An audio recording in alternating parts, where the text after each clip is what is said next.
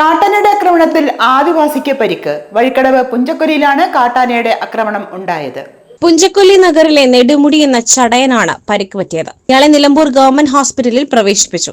വൈകുന്നേരം 3 മണിയോടെ പുഞ്ചക്കൊല്ലി നഗറിൽ നിന്നും 1/2 കിലോമീറ്റർ ദൂരെയാണ് സംഭവം.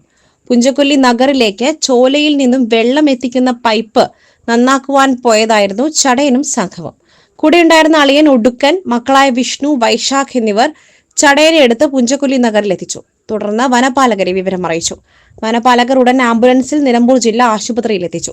ചടയനെ ആന എടുത്തെറിഞ്ഞതായി കൂടെയുണ്ടായിരുന്നവർ പറഞ്ഞു. ചോലയിലും പിന്നെ വെള്ളം വിടാൻ വേണ്ടി പോയതാണ്. പൈപ്പ് അവിടെയാണ് എത്തിയിരിക്കുന്നത്. അപ്പോൾ പിന്നെ വെള്ളം ഇല്ലാണ്ടായപ്പോൾ അച്ഛനും അമ്മയുടെ ആങ്ങളും മക്കളൊക്കെ കൂടെ പോയി.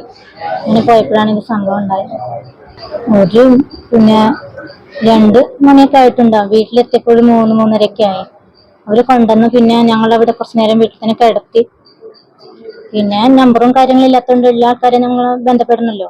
താഴെ കോളനിക്ക് പോയിട്ട് പിന്നെ അച്ഛൻ്റെ ബന്ധുക്കളൊക്കെ ഞങ്ങൾ കൂട്ടി. അവർ പിന്നെ ഞങ്ങൾ കൂടെ വന്നു.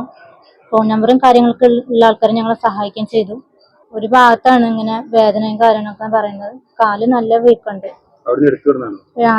സംഭവ സ്ഥലത്തുനിന്ന് പിന്നെ കൂടുതൽ ആൾക്കാർ താങ്ങിക്കൊണ്ടുവന്ന വീട്ടിലേക്ക്. ഗുരുതര പരിക്കില്ലെന്നാണ് സൂചന. എന്നാൽ ചടയന് ശരീരമാസകലം വേദനയുണ്ട്. Gold, pure gold. Group Nilambur.